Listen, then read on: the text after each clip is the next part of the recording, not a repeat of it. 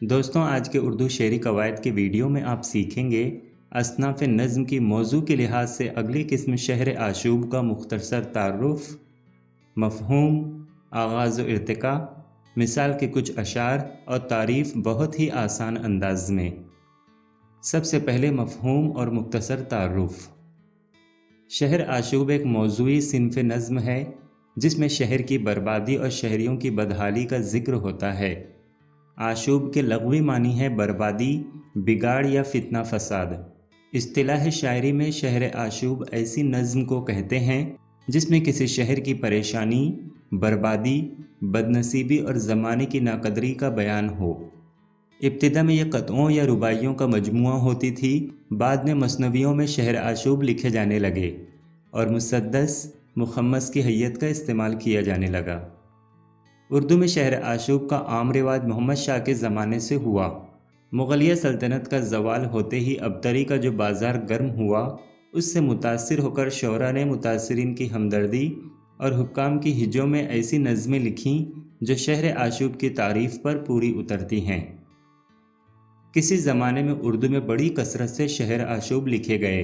مرزا محمد رفیع سودا اور میر تقی میر کے شہر آشوب، جن میں عوام کی بے روزگاری، معاشی بدحالی اور دلی کی تباہی و بربادی کا ذکر ہے، وہ اردو کے یادگار شہر آشوب ہیں۔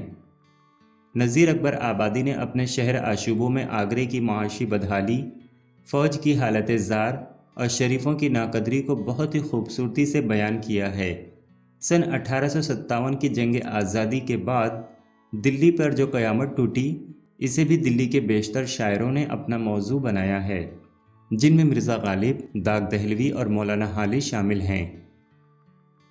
شہر آشوب کے حوالے سے علامہ اقبال کی نظم صقلیہ میں انہوں نے جزیرہ سسلی کی تباہی کا ذکر کیا ہے، جہاں 500 سال تک مسلمان حکمران رہے، مگر پھر یہ جزیرہ مسلمانوں کے ہاتھوں سے نکل گیا۔ علامہ اقبال کا گزر یورپ جاتے ہوئے یہاں سے ہوا تو اس جزیرے کو دیکھ کر ان کا دل خون کے آنسو رویا۔ اس شہر آشوب کے 2 شعر دیکھیے۔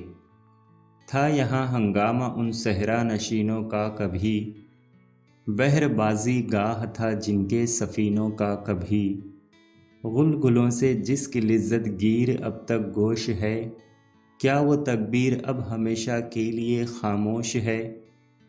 امتحان میں اگر شہر آشوب کی تعریف لکھنے کو کہا جائے تو طلبہ اس تعریف کو لکھیں گے۔